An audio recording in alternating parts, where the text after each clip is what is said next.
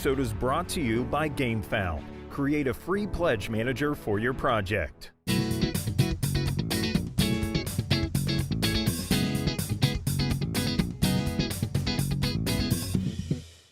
Good afternoon, everybody. I'm Tom Vassell. I'm Z Garcia. Hello. I'm Mike Delisio.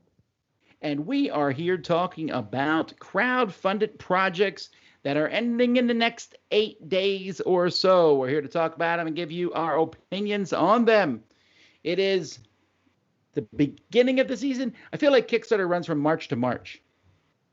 Then it doesn't really... Never mind. There's no off-season then. Well, okay, let me rephrase that. I think Kickstarter runs from March to November. How's that? That's much different. That's logical. Whatever. That's the seasons don't have to match up with January to December. I always thought it was April to April, but that's fine. We can go with March to March. It's actually June to June, but no, that's the board game. Well, really, folks, there's definitely some truth to that. The board game season does start around now because a lot of game announcements are being made. You watch our news tomorrow, a lot of stuff talked about. But in Kickstarter, there's a lot. It's under full swing. So let's get started. We're going to start small with this little game called Zoo Break. And actually, at first I wondered because I thought I played a similar game to this that was on Kickstarter a couple years ago about stopping animals from breaking from the zoo. But this time you are trying to break the animals out. That's right. Yeah. Cooperative game where you're trying to get the animals out before the zookeeper blocks you in. Yeah, it's interesting. So it looks like it's designed by a second grader, and then the parents and everybody else jumped in and helped set it up. Here, look, here's the design process here with cards and such, and then the full game here. I will say that the young child in the video was did a really good job. I mean, very, very natural and sounded like they really were involved in the process. So that's kind of nice to see. Yeah, I agree. This is cute. This is a cute little game. It seems very much like the kind of project that makes sense on Kickstarter, I guess. It's very indie, very personal. And I like that. I don't think this is a game I would enjoy. I think it gears very young, and that makes sense. I would like to see a little more graphic design. That's what I was going to say. It needs more graphic design. Yeah, it needs a little oomph with some artwork, but it's not a bad idea. It's a cute little game. Yeah. The funding goal as of right now kind of reflects where this game is at. Sure. And their goal makes sense as well. They didn't ask for $20,000. You know what I mean? So they're getting, they might get, 3,500, maybe 4,000, and that makes sense. And that's great. I'm glad to see this. All right, so we move from small to huge. Super Fantasy Brawl Round 2. This one, now, although incidentally, they definitely are running this one differently than the first Super Fantasy Brawl. So Super Fantasy Brawl, you have 3 different fantasy warriors. You go in and you fight and try to accomplish different goals, be next to different spots in the board. The production of the first one is, I challenge someone to tell me it's not overproduced.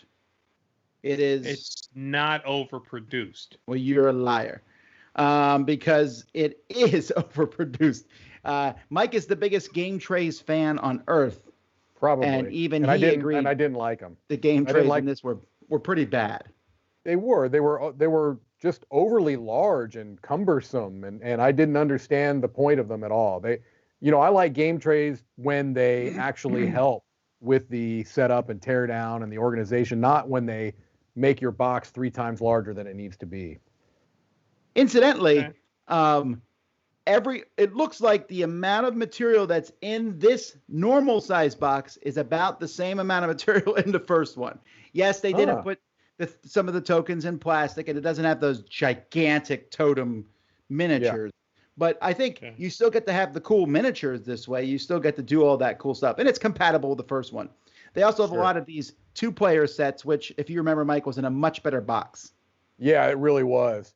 I thought that that little intro video, that little intro video was really kind of, to me, leaning into the Super Smash Brothers vibe. I don't know if you guys felt the same way, but it really seems that they're kind of trying to market it as like a Smash Brothers type of an experience. Right. You sure are getting a lot. If there's one thing Mythic does really well, they do good jobs on their miniatures. I'm currently in the process of getting the first ones painted for our library, and they look pretty good even without being painted. Mm-hmm. I still think these giant statues here are super unnecessary, and I actually don't like the 3D pieces. Now, if they're painted, they might look better, but they don't look as good as the actual tokens. Are you talking from experience about the first ones or what you're seeing here? No, from the first one. These tokens looked and felt almost like they were 3D printed. I don't know how to describe it. And some of them, like there's these trap tokens, you actually need to distinguish them one from another. Way easier to do on a full color token than on a 3D printed. Again, I know they're not 3D printed. They just had that feel to them. You can still get all this and paint it and make it look great. Yeah. What they did right above where you are, this isn't the only project to do it, but I think this is a very smart idea. Specifically, here's what you're getting with this pledge. Here's what you'd get with the retail edition. I think that's smart. It makes sense, and I think most projects should do that if they're going to retail. Sure, and it does push on the FOMO a bit, obviously. Well, sure it does. You're not getting as much stuff, or you're getting the same amount of stuff, but for a cheaper price. Yeah. But folks, I thought this one was okay. My daughter liked it a lot more than I did, and some people really love this. There's big fans of it, and you just mix. It's basically like Smash Up. You take 3 characters, mix their decks together, and then use them to run around in a brawl and accomplish goals. It's a much simpler game than it looks. I'm not saying it's not strategic, but I'm saying it's not a complicated game to teach and learn. All right. Takes up a lot of table space too, right? Well, not particularly. It just looks like it does. The box takes up more table space. Okay. Alrighty. There's a lot of Batman storylines. There's a lot of them. This is by far the most popular, the Frank Miller miniseries, The Dark Knight Returns, about Batman in the future, a tired, worn-out Batman, and a new Robin, and more. You can read the comic. It's really good, actually. It's very dark, but very well done. So this is a board game about that. It is a solo mode game, or at least it was initially solo game. Cryptozoic here. This is doing pretty well. 300,000 for a solo game. I mean, now's the time to publish a solo game for sure. Sure. Right. Although they did just recently change it to now have 2 players. So yeah, I know we talked about this. Must have been on the news because I remember looking at this before. When I was looking at it, I'm like, wait, I've seen this before. Mainly because I remember those dice and saying that they look awful. Batarang dice, baby. Batarang dice. Those look terrible. I mean, they look great. I just don't want to roll dice shaped like that. It sounds like a bad idea. But yeah, I don't really like the pow bang aesthetic. I don't know how else to describe it. A lot of games. Yeah, sure, comics. The comic book aesthetic. I don't really like that aesthetic, so I don't like the look of this. And it's definitely artwork that is straight from the comic. I've read this comic enough times that I recognize every single piece here. This is not new artwork. This is straight out of the pages of the comic. And wouldn't you agree, Tom, that the art for that particular graphic novel was pretty divisive? Like, it was very stylized. Some people thought it was fantastic. Other people not so much. So it doesn't surprise me that it's not going to appeal necessarily to everybody. This one is a really tricky project for me because there's a few things that I really, really like. First of all, I like the IP, and I specifically like the Dark Knight IP. I like the fact that they're going this big of a project for what was, at least initially, a solo-only game. I have to admit, I'm a little bit annoyed, and I feel stupid saying it because I'm not trying to be gatekeepy, but I'm a little bit annoyed that towards the end, they added this 1v1 mode. And the reason why I'm annoyed is the same reason I get annoyed when they seemingly tack on a solo mode towards the end of a project that was not originally a solitaire game. You know, is this really getting the development that it needs? Is this something that was in place from the beginning and they wanted to make it a stretch goal? I don't know. I feel like if this is a solo game, stick with it as a solo game. Obviously, it's getting plenty of support. So I don't know. I don't love when they fundamentally change something towards the end, but there's a lot I really want. I really want this to be a good game. I really, really want this to be a good game because I'm excited for a big project that's a solo game with this IP. I like this IP too. I should probably clarify. I don't dislike the artwork. I was specifically talking about the bang pow writing. Oh, gotcha. I mean, I don't think it fits this comic. Mm. And correct me if I'm wrong, Tom. You know every panel, but I don't. This is like a dark, gritty Batman, right? Yeah, sure. Yeah, I don't like bang pow. Then to be on the dice, that seems like a mismatch. Mm. I can see what I'm not convinced on the game yet. I'd have to wait and see. It has nothing to do with it being solo. But like, for example, here, you're writing all over the board.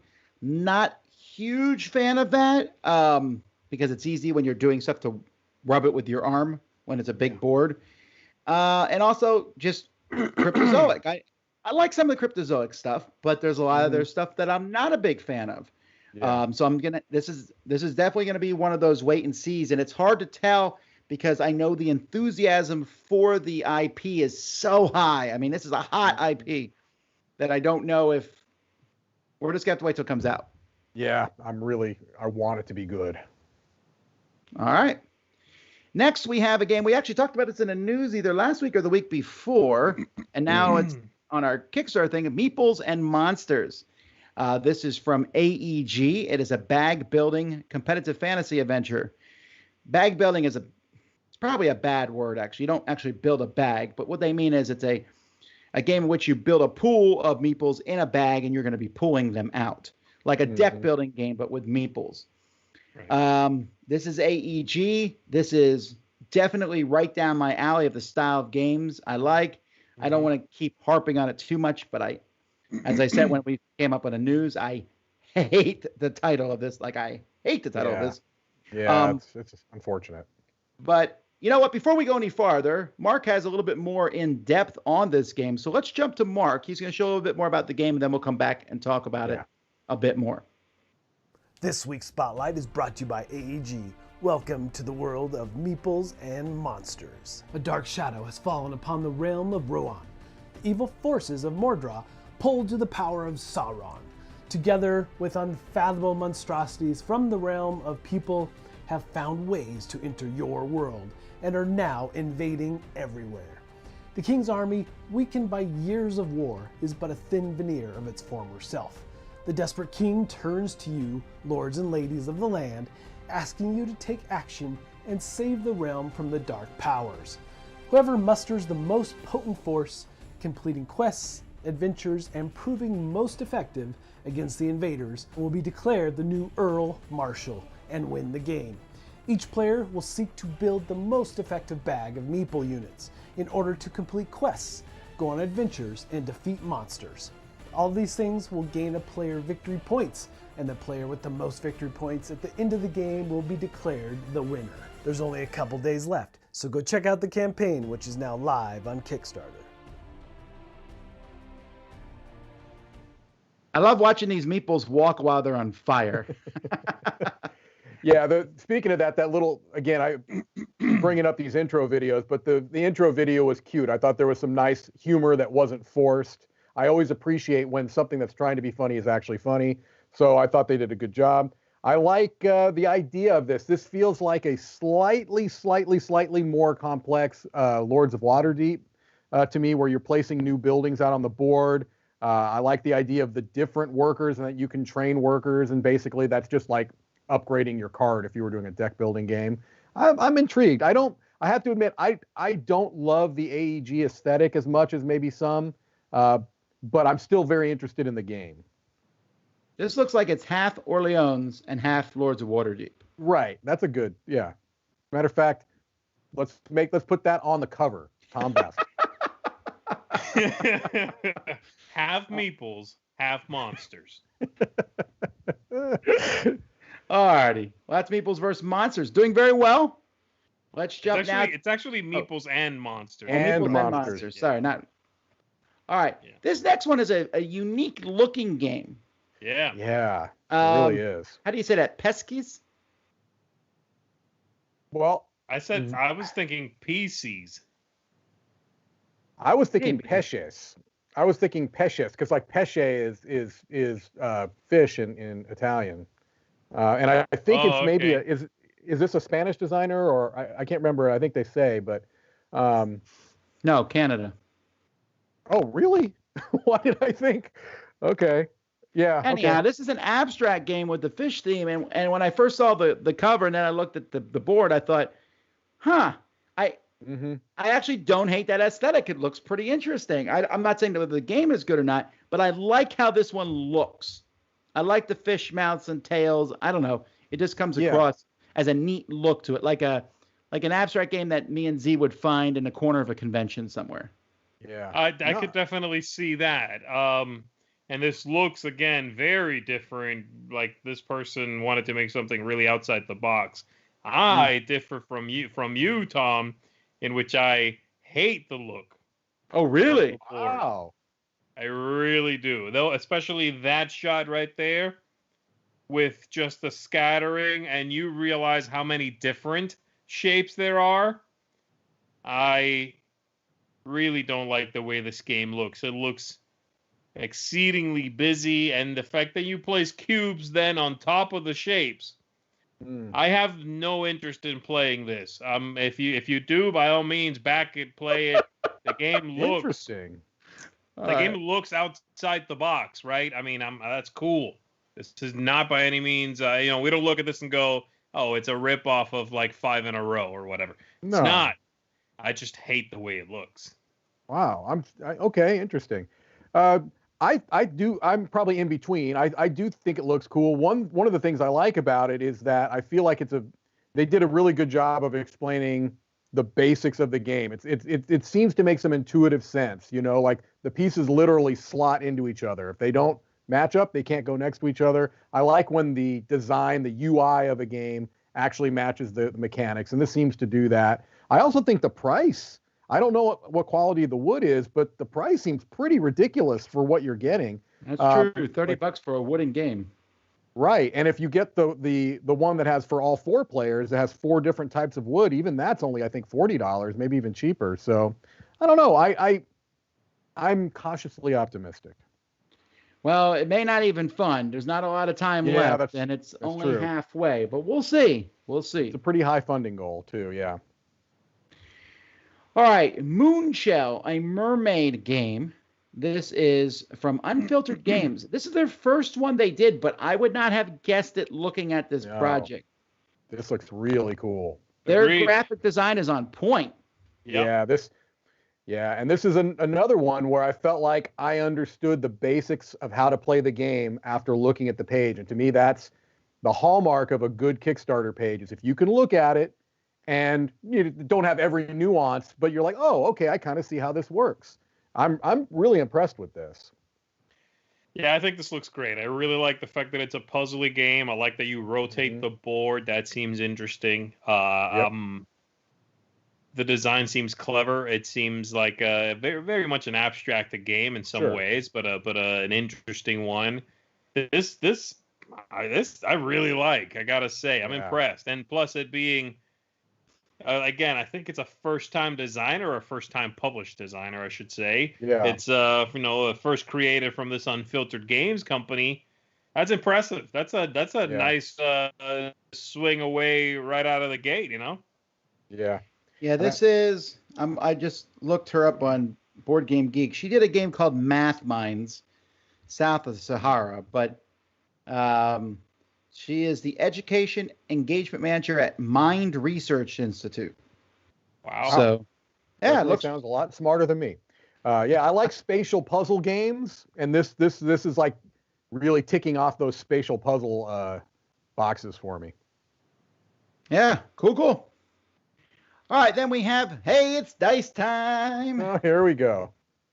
Gabrisaur Dice. Dice Sparkles Dinosaurs. All right, well, these dice look like if I let my kids design dice. Isn't that kind of what they did here, though? Yes.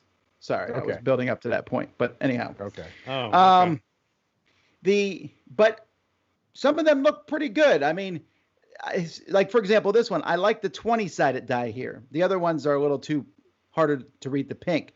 But as long as there's green, they just need to put a bit more green in this, and I would like that one better. And these Pinkosaurus Rex dice, they look fine. I'll play with them. I actually like a lot of these dice here. I know that I'm more of a dice guy than you all are, but I don't mind sparkly dice. I don't like these here, the Brocky blue ones, because they're too hard to read. But these yellow ones, that's strong yellow. Mm-hmm. I'll tell you, I think these are possibly my favorite dice we've ever featured. Oh, are you kidding? Coming with the fire. No, I'm serious. Fire. I actually considered maybe backing these, especially considering they're fairly inexpensive. I think you like these yellow ones because you're a yellow fan. I like the yellow ones. They also unlocked some orange ones way down. Ooh. Not those, actually. I think they're later on. I want to say there's a pair of unlocked yellow that are a little easier to read. I thought I saw some orange ones that were good. Maybe it was these orange ones. The pips on that are a little harder to read. Anyway, I actually looked through this page more carefully than I would have for any other dice where I can just look. I see what they look like. I kind of move on. I looked at the price. I was curious. I was like, wow, for a set of dice for what, $13? That's pretty good. It is. That's what you get a normal set of dice for. Yeah. This is good. I like the look of these. I could see myself backing a set of these dice. I don't even know who you are. Like I said, I think this is my favorite set I've ever seen because this is like no shenanigans kind of dice. They're dice. They roll, I hope, well, and they look good, and they're easy to read. You know what I mean? There's no face that's an octopus. There's no the inside has a loose seashell. It's just dice. I feel like an old man. Got it. All right. You surprised me on that one, Z. Silverwood Grove, your woodland adventure awaits. Now, this one, when I saw this, I thought, wow, this looks interesting. And then I saw these great games. So I went and looked at what other games they've done. And we've talked about their games in the past. They've done Lost in Jurassic, Lost in Australia. They've done a whole lot of these games, which are essentially kind of take that fairly simplistic games. This is not like those other games at all. No. And honestly, I think of all the games we're looking at today, the look of this one is so bright and so cheerful and just makes me want to play it straight out. I agree. Yeah. I also like the aesthetic of it. Some of the cards, it seems like there's a little bit of a text overload, but other than that, I'm pretty interested in this. I do feel like, and I hesitate to say this because it's always going to be countered with there's a million, zombie games, but I do feel like we're starting to get a little bit oversaturated with the nature themes. I think you've said that recently, Z. That's true. You know what it is, though, Mike? I think at the end of the day, a theme to me goes so hand in hand with the look of a project. Right. That yes, we have a lot of nature themes, a lot of cute critters being anthropomorphic and all of that. But this one has a different look than most of those. It does.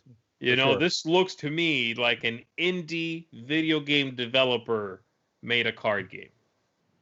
Like it has that aesthetic. You know what I mean? Yeah, so, I do. Yeah.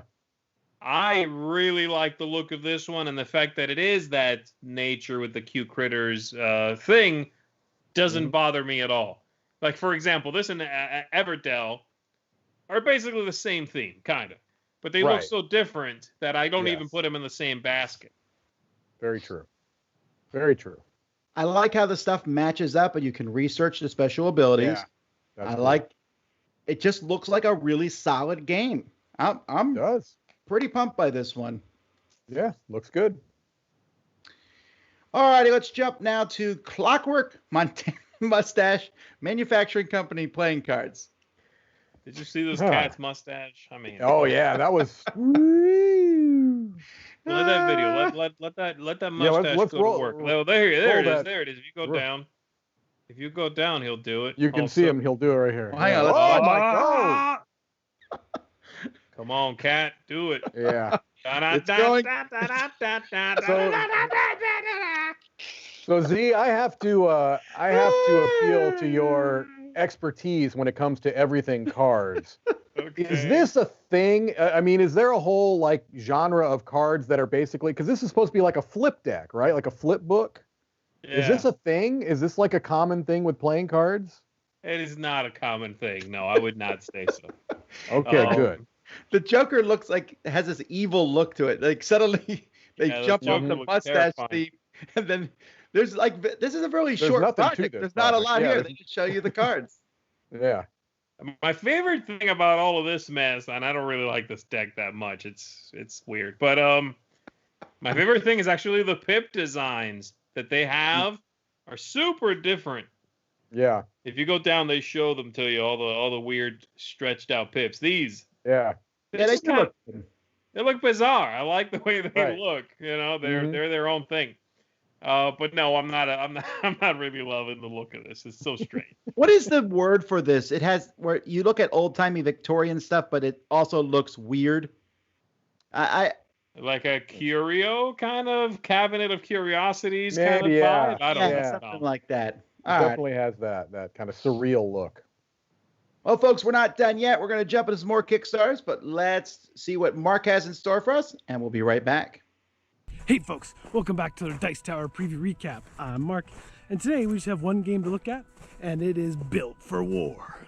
This is a World War II combat game. Now, it's way more than that because you're actually developing and building out tanks with all kinds of new technologies, giving them bigger guns, better armor, better engines, better suspension because you have to worry about weight along the way.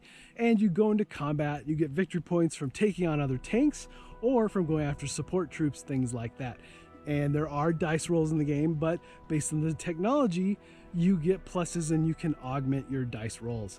And also, there's an AI experience with a solo deck. So you can play single player or you can incorporate this AI into a multiplayer game, almost turning it into a cooperative experience. Fantastic game. And really, the thing here is that it is a very accessible World War II experience. All right, folks, if you want more information about Built for War, please go check out my full preview. And if you want your game featured as a Dice Tower preview, please shoot me an email. All right, folks, until next time, we'll see you at the table.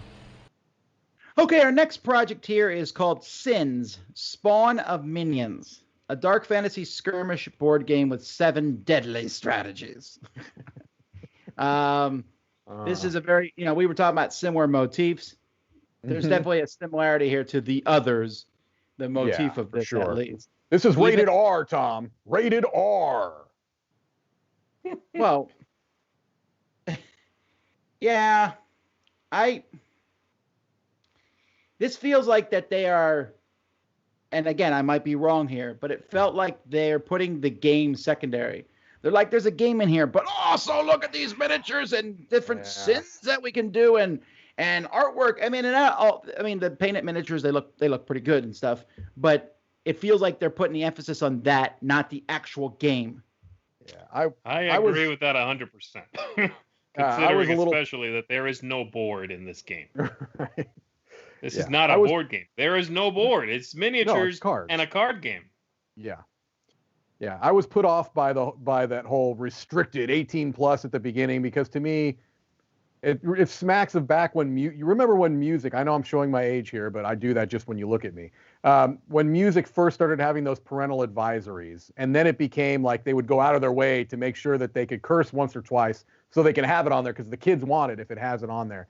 I just feel like this is like leaning into this is a dark, disturbing, mature and it just looks silly to me. But Hate!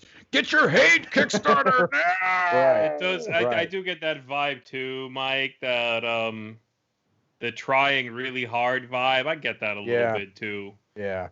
I don't know. It just seems, again, it's weird to say that there are gratuitous minis. I understand that minis are always sort of superfluous if you can mark things with a token. I get that. Yeah. But there is nothing. There's no board. I don't know what they do in this game. The video is not helpful whatsoever. They just show you artwork in the video. Mm-hmm. And then it's a card game with a bunch of different decks. You fight, you clash, what have you. And then also, by the way, miniatures, because we need to make a bunch of money. And interesting enough, their first one, Sin's Spheres of Torment, looks like it doesn't even have miniatures. $19. Interesting. $19. Oh, the original one just for the card game. Yeah, and they were like, okay, we need to make more money. That's right. Minis! It just seems so weird. Mm-hmm. Yeah. Well, speaking of just cards, we have Formation, a card arranging strategy game. Minimalistic is the word here, folks. Minimalistic. Sure, let's do that. Let's go with minimalistic. Yeah. Hey, look, the price you like the way that word is. The word's called Formation, but those are actually 3 words. Format ion. Yes. Are they doing that on purpose? Do they want it to be said incorrectly? Yes. No. They don't care. No. No. Mm-hmm. Alrighty. It seems like I take that game, and then early in the explanation, the guy's like, "But don't worry, there's plenty of strategy." And I watch a little longer, and I disagree. I respectfully disagree. It's fine. It's some take that game. I would never, like, just taking a look at the spread we've got here, right? Mm-hmm. I'll take that mermaid game over this. Yeah, for sure. When 2 of the 5, go ahead. I mean, I'll take that one for sure over this one. And even if you get that off the table, I'll take the first one we looked at with the zoo break over this. Right. Because it's charming, at least. That one's not, it's from a kid. And that's like, oh, this is cute little game with rolling dice and escaping. This is just a take that game, but the cards are square. All right. I mean, when you've got 5 possible actions and 2 of the 5 are steal and defend, that tells me there's not a whole lot of strategy in the game. That's just, as a rule. All right. Mr. Meeple. Although there's no period after Mr., which is bothering me a lot. But there is in the video. Yeah, the thumbnail has it. There is in the video there, yeah. But it's not here in both the name or the subtitle. Anyhow, this is just accessories, but I'm actually intrigued with this mostly because of the socks. I knew you were going to say that. These socks, hands down. I knew you would say that. How quickly did you back this, Tom? Let's not be pointing fingers. We're just talking about socks. Look at those black ones with the white meeples on. Those look pretty good anyway. But actually, I would wear every single pair of socks on this. You're not into the scarves, Tom? Well, when's the last time you wore a scarf down here in Florida? Well, look, I mean, you bring up a valid point. How about the ties, Tom? There he goes. He's about to back live, ladies and gentlemen. $15 for a custom tie is not that bad of a price. No, it depends on the material, of course. They're made from paper. Silk and cashmere, Tom. So which of those is the best looking tie? The best looking tie? The center one. You're at the center one and the one on the very right. See, I like the one with the red meeples the best. That's the one I would wear first. That makes sense, Tom. That makes perfect sense. Thank you, guys. You're probably a big fan of Formation. The thematically dressed here. Well, Mike has some green. I'm wearing green-ish. Anyway, I think this looks cool. This is not, we looked at one earlier. Was it Ludo Cherry a few months ago? Yeah. Like hidden meeples. This is the opposite of that. Yes. They're like, you're going to see meeples. Now, I will say that if you wear these, people might think you're wearing autumn leaves. Correct. Yeah. That's not bad. Also, I mean, that's... No, I like it. I like how this stuff looks. I think this is cool. Yeah. It also seems to be going much more inexpensive than the Ludo Cherry stuff. That was more like, heirloomy almost. This is going for, more accessible, low price, that type of a thing. So Yeah, this seems less chic, right? yes. That other one was very, they were going for that kind of chic look, and this is just, hey, here's some clothing. You like wearing bright, garish clothing. Just back it.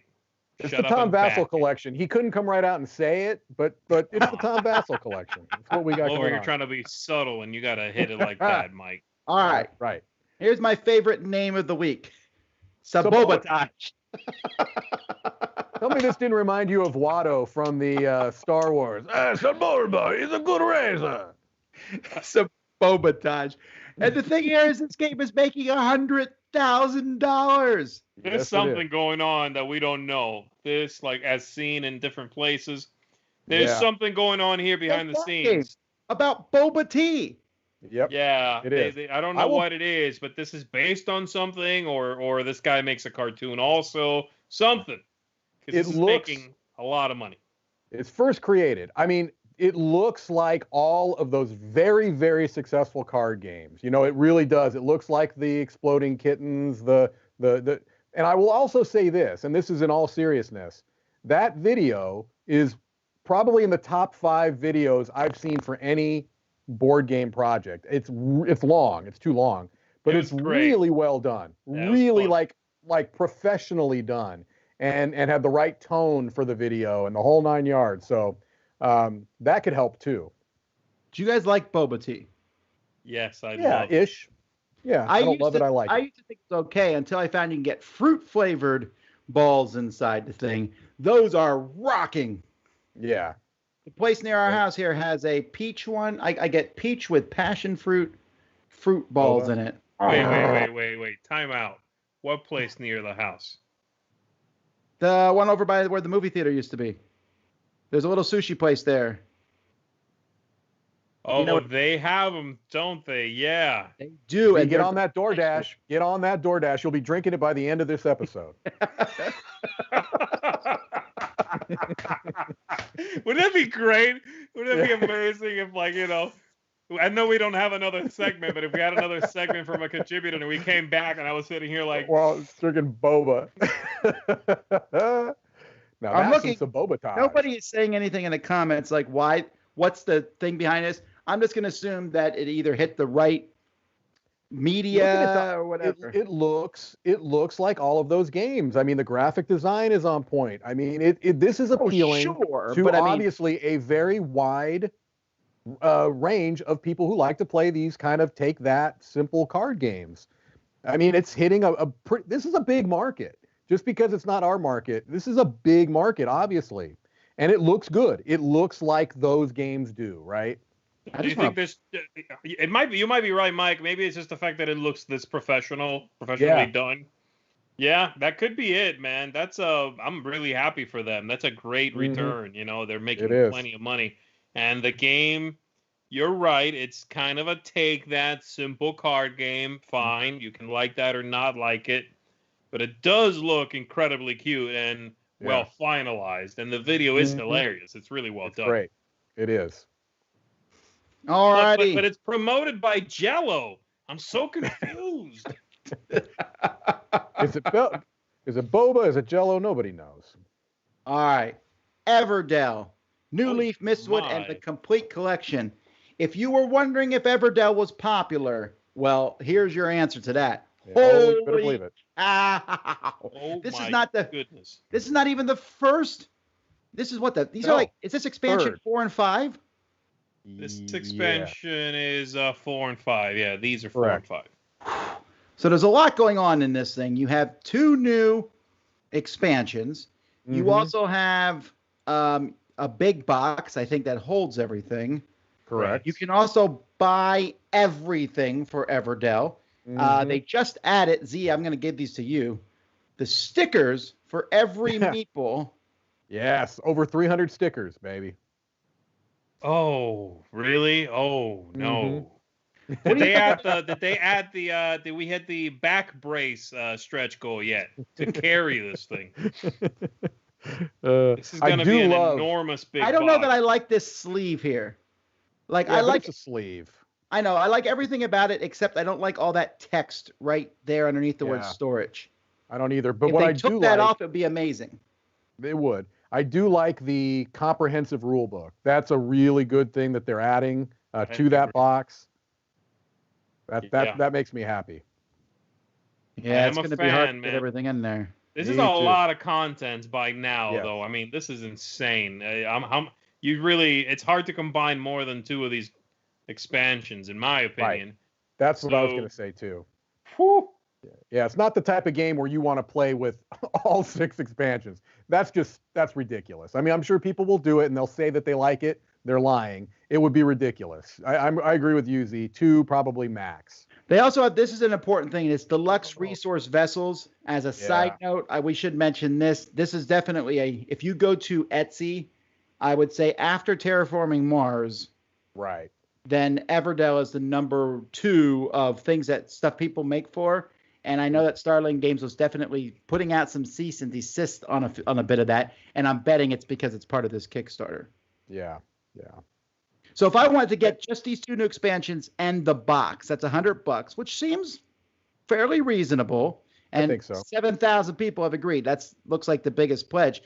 But I was wrong, because if you want everything for Everdell, including the first 3 expansions, the base game, the Wooden Tree, and all this new stuff, that's 8,600 people are doing that. That blows my mind. That there's 8,600 people who are excited about this game but don't own it already. Well, it was hard to get a hold of for a while, Tom. Everdell was between printings on multiple occasions. And I will say there were people, a significant number of people that were angry about this complete pledge because they felt that it was too good of a deal, that it was too cheap, that if you had been supporting it from the beginning, you paid significantly more. I'll tell you, I've been one of those people that have been backing it from the beginning. I don't care one whiff. That's me. I think if you can give them a better deal, that's okay. It doesn't. Did you back the big box, Mike? Oh, you better believe I did. I'm one of those 7,000 people or whatever. So I don't know. I don't really understand this notion of, because somebody's getting it later, they're getting a better deal. Hey, I've enjoyed playing it these years that I've had it. So I don't know. I don't understand the controversy there, but. No. Are you kidding? No, they need to pay more for it. Why would they punish me for supporting them early? Nah. Gotcha. I don't agree. All right. I don't agree. That's it. That's it. Where's my boba? Get your boba tea. Hand me my boba. Games. We got CHAINsomnia, a cooperative game from Japanime Games, and you've fallen asleep, and now you're in a castle of nightmares. A demon has stolen you, and you need to escape. This is a game I'm going to show my kids and be like, this could happen to you. Yes. It doesn't look like it's made for kids, though, does it? No, I don't think so. No, it's I don't know. It's the theme is what it is. It's basically this kind of frightening horror-ish theme. But at heart, it's just a kind of a cooperative escape game. It looks like it has some intriguing mechanics. I don't know. It doesn't seem like other Japanime games that I've come across. That's one thing I'm a little surprised about. It seems different than the other games of theirs I've seen. Man, I don't like the way this one looks. I don't know why. It looks like their game. Okay. Yeah. My thing is, I agree with you, Mike, that this looks different than most of the Japanime games I've seen in the past, but I also have a hard time getting a read on it. Right. Like, I have no inclination, no idea whether I might like it. You know what I mean? Yep. Don't know. I mean, put it in front of me, I'll try it, but I have no idea whether I'm leaning towards, I think I'll like this, or this is not for me. I just don't have a read on this at all. I do like these acrylic standees. Yeah, I do like the acrylic standees.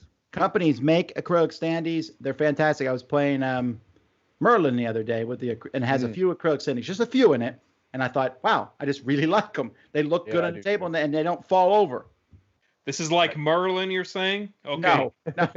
This is a Feld, Z. This is very much like a Feld, yeah. Alrighty, moving on here. Crafting Arzium. Now, this still has not, let me refresh it. It has not funded. I was kind of hoping it would fund by the time nope. Yeah. It's actually been stalled for a bit. It still has 8 days, so it's going to fund. Yeah. But this is a documentary here from Zoom Out Media. It's actually their second one. The first one was more of about a bunch of designers. This one's about Ryan Lockett and Mallory Lockett, the couple who runs Red Raven Games. Actually, I felt, and maybe I'm just putting too much on it, I thought this page initially is almost deceptive because when I first saw this, I thought, oh, is this Ryan Lockett's new game? Right. Yeah, it's interesting because it's all about the creation of a game that's not released yet. And so I'm wondering, are they timing it so that the game is going to release at the same time that the movie does? I thought that would be kind of an interesting tie-in, a marketing tie-in type thing. I watched the intro video. What footage that he's shown here so far looks good. It looks compelling. I think that they seem to be a charismatic couple, and so I am interested in the story. I tend to like Red Raven games, and so I'm interested in watching this. And there is a little roll and write, I guess, that he's offering as a reward. So you do get a little game with it if you back, I think, at $13 or more. So well, you also I hope it does well. Cards for you the game that you can't get anywhere else. Correct. And I think that art print looks pretty slick too, but I do like his art. So I do, and I'm excited. I'm excited about this game a lot. It's the direct sequel to Near and Far, right? So I'm very pumped about it. But this is interesting. I mean, I like the first video that was done by the Zoom Out Media, and I saw bits and pieces of this. I'm less interested. This almost feels too small, like one couple designing a game. That I kind of liked before, when they're jumping back and forth between different designers. If they go in depth enough, right, I think it could be really interesting, Tom.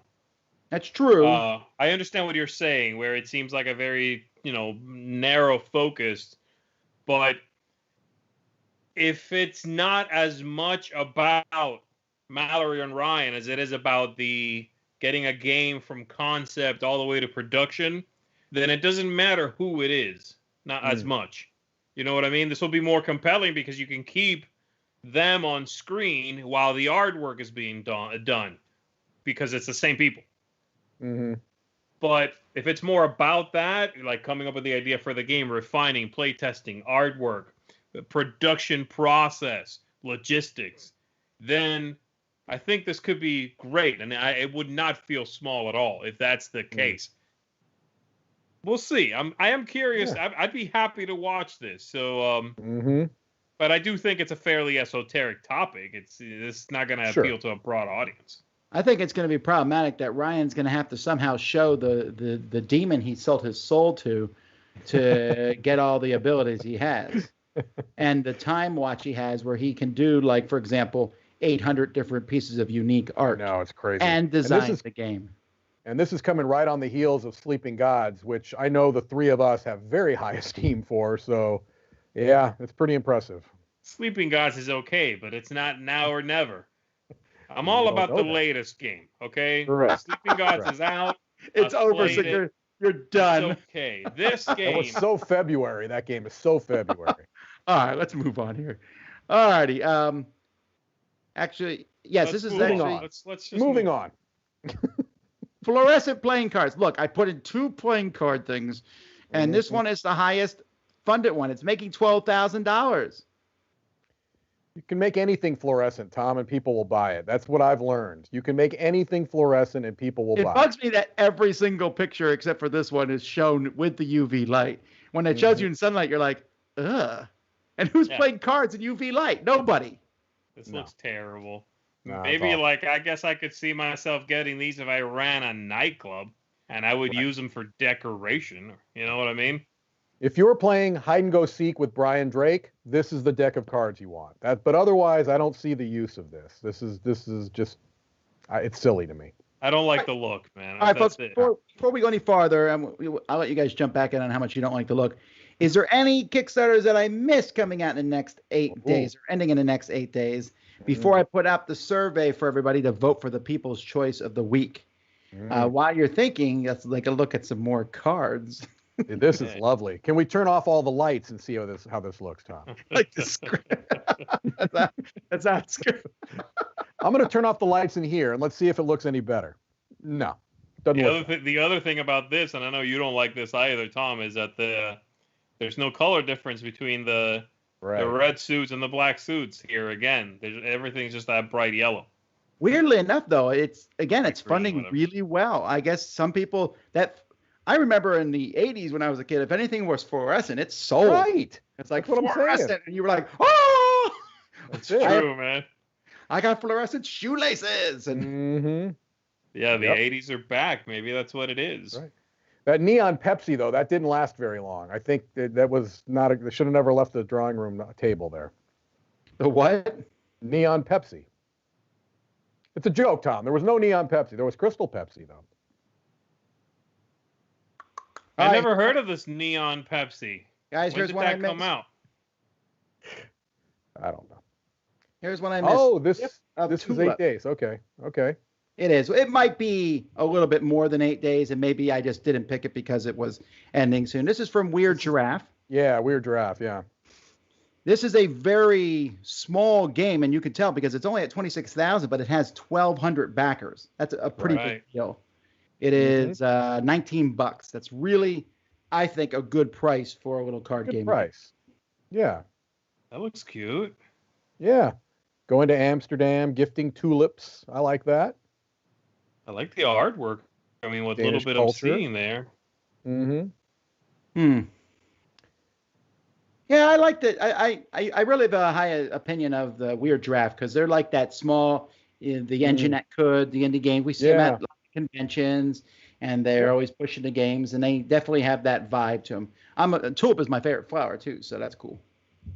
Yeah, I have a top 10 flowers. Do you want to hear them? I really don't. Not really. No. I could have done without knowing your number one was a tulip. In fact. No, this looks good. I'm happy that it's doing as well as it is. All right, folks. I'm putting a poll here in the chat. Here's your chance to vote on the People's Choice.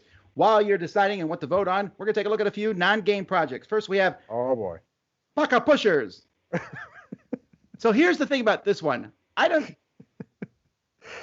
These things are like attractive to me. I just like watching them when I go to Chuck E. Cheese and stuff. But this, if anything that this did, it taught me that there's a hidden triangle and hidden slots on the side where the coins get pushed into. I did not know either of those things. Did you? Yes. You did not. But I always felt intuitively that any place that I saw these, that this was the biggest ripoff of anything you can do. I mean, there's always, anytime you'd find these, you'd find a lot of other things that were begging for your quarters, right?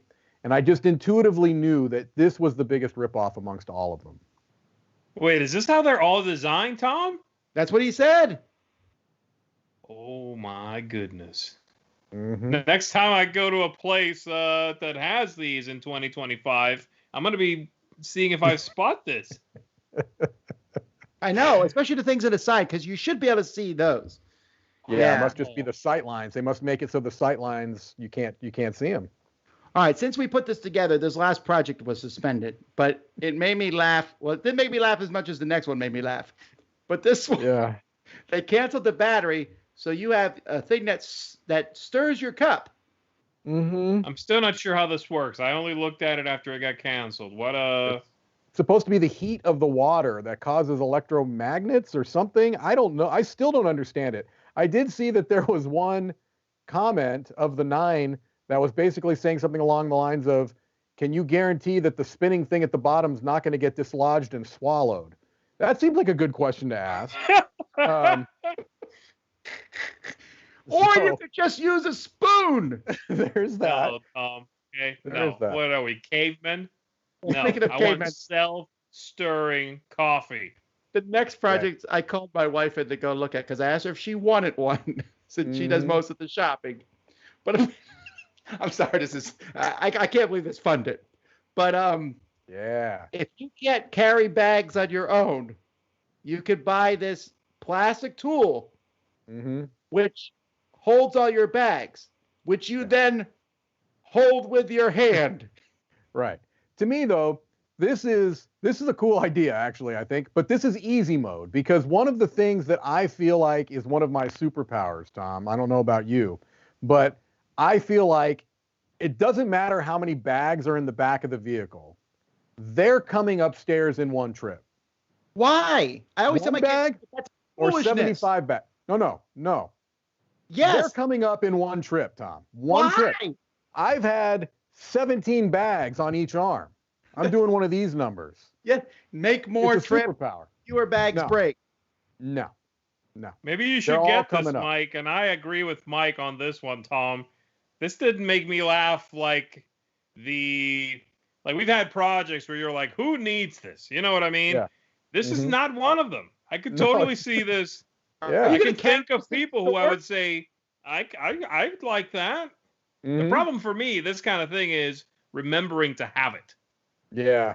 But if you leave it in the car or something, right. This is not a terrible idea. If you have arthritis and you need to carry bags, this is fantastic. I don't dislike this. I'm not mocking this at all. In fact, I'll double down. I'll mock Tom openly. There's also some shenanigans going on here. There's only 50 backers. Yeah, I noticed that. Nobody's backed it for more than 65. Most of them backed it for 35. That's $600 there. Here's another $300. It's $900. How did it get over 7,000? Okay. I was gonna point that out. Yeah. I retract what I said. This is a money laundering scheme. Oh man, people are agreeing with Mike about all in one trip, guys. I teach my kids that's such a bad idea. It's better to make multiple trips, and you don't drop anything that way. One trip. Have you ever dropped stuff? Never. I'm superhuman when it comes to carrying these bags, Tom. I'm telling you, hundreds of bags in one trip. Here's what I'm not going to make fun of, because I think it's actually a pretty neat idea. Letters to Margaret, a crossword graphic novel. This is kind of a nifty idea. It's a graphic novel going two different ways that has, I don't know, like a comic in it, and at the same time, crossword puzzles. I think that's a neat. I mean, I'm not a huge fan of crossword puzzles, because I get to like 2 answers, I can't think of the answers, and I quit. You know, I'm like, forget this. But I get that people do like them. I think it's interesting, and I think this concept, a cool concept. And aren't the puzzles incorporated into the story? Is that how you understood it too? Yeah, that's what it seemed to be. Yeah, that's cool. That's a neat idea, and I like you. I like the double-sided, where each kind of side of the book is one of the two characters that are interacting with each other. Yeah, it seems like an ambitious idea, and so I like that. It's actually from Lone Shark Games, so it's actually from a game company, and then there's the maze of games that they did, which I did about 3 of before I ran out of steam on that one. It's really hard.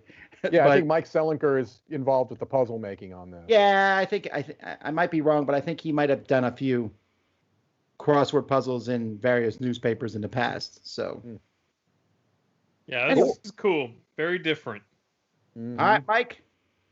Let's start with Z. Z, what's your pick of the week? I don't know. Boba. Yeah, can it just be like the actual boba tea? Would that be okay?